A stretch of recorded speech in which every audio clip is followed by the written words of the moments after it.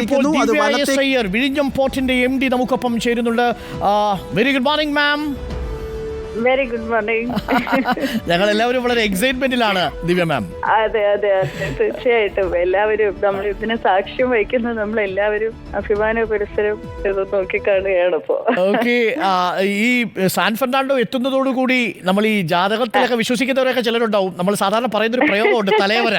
അപ്പൊ കേരളത്തിന്റെ ജാതകം മാറാൻ പോകുന്നു, തലേവര മാറാൻ പോകുന്നു എന്നുള്ളതാണ് അല്ലേ മാം? അതെ അതെ അതെ അതെ അതെ, ശിരോലിഖിതം മാറ്റി വരയ്ക്കപ്പെടുന്നു എന്നൊക്കെ പറയാം. വളരെ സന്തോഷമുള്ളൊരു കാര്യം മാം. ഇന്നിനിപ്പോൾ നടക്കാൻ പോകുന്ന കാര്യങ്ങളൊന്ന് ചുരുക്കി ഒന്ന് പറഞ്ഞാൽ നന്നായിരിക്കും. കാരണം ഇപ്പോൾ ഞാൻ മനസ്സിലാക്കുന്നത് ഇനിയിപ്പോൾ നടക്കുന്നത് മൂറിംഗ് ആണ്. ഇതുകൊണ്ട് വടം കൊണ്ടുവന്നത് കെട്ടിക്കഴിഞ്ഞാൽ ഈ ക്യാപ്റ്റനെ ഇന്ന് തന്നെ സ്വീകരിക്കും. ഇന്ന് തന്നെ ഈ കണ്ടെയ്നറുകൾ ബർത്തിലേക്ക് മാറ്റും അല്ലേ?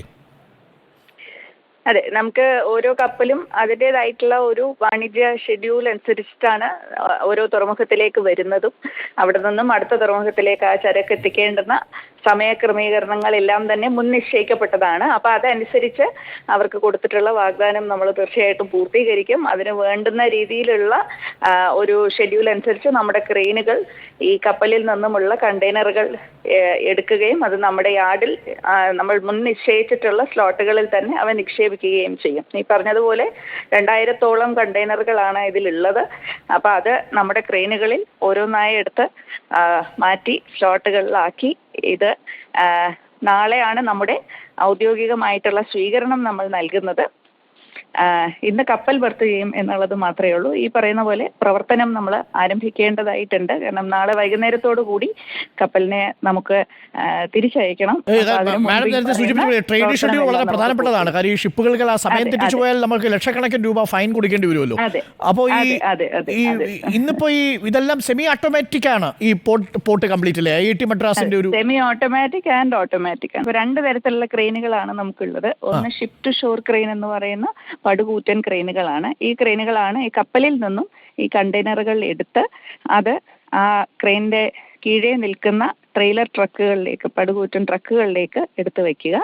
ആ ട്രക്ക് നമ്മുടെ യാർഡിലേക്ക് ഈ കണ്ടെയ്നർ കൊണ്ടുപോവുകയും അവിടെ നമുക്ക് ഷോർ ടു ഷോർ ക്രെയിൻ എന്നുള്ള ഫുള്ളി ഓട്ടോമാറ്റിക് ക്രെയിൻസ് ഉണ്ട്. ഈ വലിയ ക്രെയിനുകൾ സെമി ഓട്ടോമാറ്റിക് ആണ്. അതായത് നമുക്ക് അവയെ കൺട്രോൾ റൂമിൽ ഇരുന്നു കൊണ്ട് തന്നെ നമുക്ക് അവയെ ചലിപ്പിക്കാനും സാധിക്കും. ബാക്കിയുള്ളത് ഈ ഷോർ ടു ഷോർ ക്രെയിൻ എന്നുള്ള രണ്ടാമത്തെ തരം ചെറിയ ക്രെയിനുകൾ അവ ഫുള്ളി ഓട്ടോമാറ്റിക് ആണ്. ഈ ക്രെയിനുകൾ നമ്മുടെ ട്രക്കിൽ നിന്നും ഈ കണ്ടെയ്നറുകൾ എടുത്ത് യാർഡിൽ നമ്മൾ പറഞ്ഞു വെച്ചിട്ടുള്ള സ്ലോട്ടിലേക്ക് അത് നിക്ഷേപിക്കുന്നതായിരിക്കും. ഓക്കെ, അപ്പോൾ എനിക്കൊന്ന് ഈ ദുബായിലും സലാലിലും ഒക്കെ പണ്ട് ഇതേപോലെ കപ്പൽ വരുമ്പോൾ അന്നൊരു MD ഉണ്ടായിരിക്കും. ആ MDയുടെ സ്വപ്നമാണ് പിന്നീട് നമ്മൾ കാണുന്ന ദുബായും സലാലിയും ഒക്കെ ആയിട്ട് മാറിയത് അല്ലേ? അപ്പോൾ വിഴിഞ്ഞത്ത് അങ്ങനെ ഒരു റോളാണ് ഇപ്പോൾ ദിവ്യ എസ് അയ്യർ വഹിച്ചുകൊണ്ടിരിക്കുന്നത്. അതെ, ഒരുപാട് സന്തോഷവും അതിലേറെ നന്ദിയും ഉണ്ട്. അതൊരു സൗഭാഗ്യമാണ്. ഞാൻ എന്നുള്ള ഒരു വ്യക്തിയുടെ അല്ല, പക്ഷേ ഇതിന്റെ പിന്നിൽ പ്രവർത്തിക്കുന്ന അനേകം വ്യക്തികളുടെ പ്രയത്നമാണ്. സർക്കാരിന്റെ പൂർണ്ണമായിട്ടുള്ള നിർദ്ദേശവും. നമ്മളൊരു വാർത്താ മാധ്യമം എന്ന നിലയിൽ നമ്മളുടെ ഒരു ഓഗ്മെന്റഡ് റിയാലിറ്റി ടീം ഒരു മനോഹരമായിട്ടുള്ള 12 മിനിറ്റ് ദൈർഘ്യമുള്ള വിഴിഞ്ഞം എന്താണ് എന്ന് കാണിക്കുന്ന ഒരു ദൃശ്യം ഇപ്പോൾ സംപ്രേഷണം ചെയ്തിരുന്നു. പ്രേക്ഷകരിൽ നിന്ന് നല്ല പ്രതികരണമാണ് വരുന്നത്. സമയം കിട്ടുമ്പോൾ മാഡം അതൊന്ന് കാണണം. കണ്ടിട്ട് അഭിപ്രായം അറിയിക്കുകയും വേണം. അത് ക്വാളിറ്റി ഉള്ളതാണെന്ന് മാഡത്തിന് ബോധ്യപ്പെട്ടാൽ അത് ഷെയർ ചെയ്യുകയും വേണം. Thank you ma'am.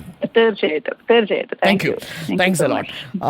Divya S അയ്യരാണ് നമുക്കൊപ്പം ചേർന്നത്. വിഴിഞ്ഞം പോർട്ടിൻ്റെ MD ആണ് ദിവ്യ എസ് അയ്യർ. അപ്പോൾ ദിവ്യ എസ് അയ്യർ ഇപ്പോൾ പറഞ്ഞതുപോലെ നമ്മളുടെ ഒരു അവസ്ഥ മാറാൻ പോകുന്നു എന്നതിൻ്റെ സൂചന കൂടിയാണ്. അതൊരു സൗഭാഗ്യ നിമിഷമാണ്. മലയാളികൾക്ക് എല്ലാവർക്കും അതൊരു സൗഭാഗ്യ നിമിഷമാണ്. ആ ദൃശ്യങ്ങളാണ് ഇപ്പോൾ പ്രേക്ഷകർ കണ്ടുകൊണ്ടിരിക്കുന്നത്.